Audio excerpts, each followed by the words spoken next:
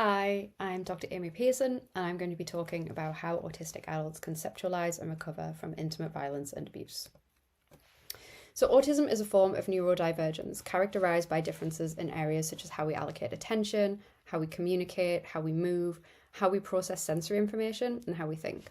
Historically, autism was characterised as a deficit of social communication and interaction, meaning that research into autistic relationships has been sparse until fairly recently. Recent research has suggested that autistic people are disproportionately likely to experience interpersonal violence and abuse across a lifespan compared to the non-autistic population. Some researchers attribute this to impairments in autistic social understanding, but this approach doesn't take into account systems outside of the individual, effectively blaming the victim. Autistic people may have different support needs for recovery compared to non-autistic people. However, a lack of consideration of the broader systemic barriers present to autistic people prevents the development of effective support and intervention. Thus, the aim of this research was to understand how autistic people conceptualise intimate violence and abuse and how to best support them. We recruited 21 autistic people to take part in semi-structured interviews. We had 19 women, 1 man and 2 non-binary participants. 14 were heterosexual, 2 were queer, 2 were pansexual and 2 were asexual. All white, 14 had a clinical diagnosis and 7 were self-ID'd or awaiting diagnosis, and the average age was 42. We asked questions about how they made sense of what had happened to them, their experiences of support, and what they think is needed in future. Most interviews took place online via Teams, but 2 people chose to give a written interview, and each participant was sent a wellbeing plan prior to interview to set up guidance about how to recognise distress and what to do and who to contact if they became upset. We used a reflexive thematic analysis to analyse the data. All transcripts were entered into NVivo for coding, read multiple times and annotated, and then assigned codes on an inductive basis. Codes were based on both semantic and latent content, and I drew upon standpoint epistemology during the coding process, keeping a reflexive diary and discussing with my collaborators. The findings I'm going to present are preliminary. The themes are based on organisation by myself and collaborator Monique Botha, but we're awaiting feedback from the rest of the team before we send these on to our participants for confirmation for our final set of themes. We organised codes into 5 broad themes, each encompassing sub-themes, which I'll now explain. The first theme focused on disruptions of selfhood. Our participants had experienced othering and mistreatment from an early age, which led to low self-worth, feelings of being less than human, and an inability to trust their own instincts. They were consistently invalidated by others, and when things went wrong in their relationships, they internalized this and blamed themselves. These disruptions had an intense and lasting emotional impact. However, they also showed change after participants recognized what had happened to them was abusive.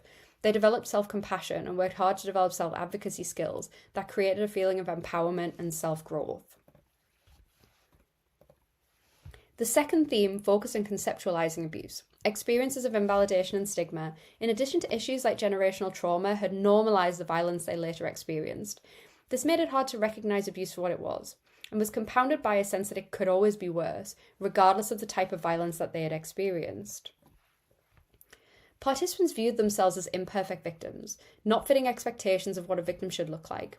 It took them a long time to recognise abuse, which was made harder by gaslighting and invalidation.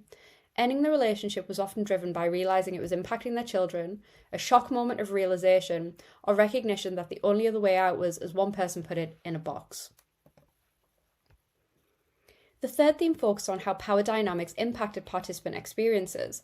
They felt a lack of agency, driven by being taught to comply in school and growing up feeling like they lacked the freedom to make their own choices. This led to feeling trapped and like they had no choice but to live with it. Perpetrators took advantage of this, manipulating and coercing to remove control and isolate them from others. Epistemic injustice played a key role in the impact of power. Participants didn't feel like they had the right words to describe their experiences until they gained the terminology around things like coercive control and self-knowledge from their autism diagnosis. But they also weren't believed when they tried to tell people, being seen as lacking credibility because of their communication differences. The fourth theme explored how the intersection of disability and abuse impacts them. People described how being neurodivergent had led to difficulties in processing what had happened to them, or impacted their ability to verbalise this to other people. They recognised their own vulnerability, with some stating that they weren't sure they would be able to pick up on signs of abuse in future, which really worried them. Participants also highlighted the lack of accessible services to support them. They specified a need for autistic-informed support from people who had tangible experience of working with autistic people, and support that was available in different formats like online anonymous support or text-based services instead of always having to pick up the phone. Finally, our fifth theme focused on the conceptualisation of recovery as a journey. Participants highlighted the lack of education on healthy relationships that is aimed at neurodivergent people and specified a need for early intervention. They spoke about the lasting impact of abuse on mental health and a need for appropriate services that went out beyond out-of-the-box approaches like CBT. They highlighted a need for practical support, like help with finance or housing, while they took time to process what had happened to them, and that recovery wasn't linear, with some people withdrawing from relationships. They spoke about the importance of visibility and seeing themselves in others, whether this was in media representations or campaigns. Many also engaged in survival-led support programs to give back to others themselves.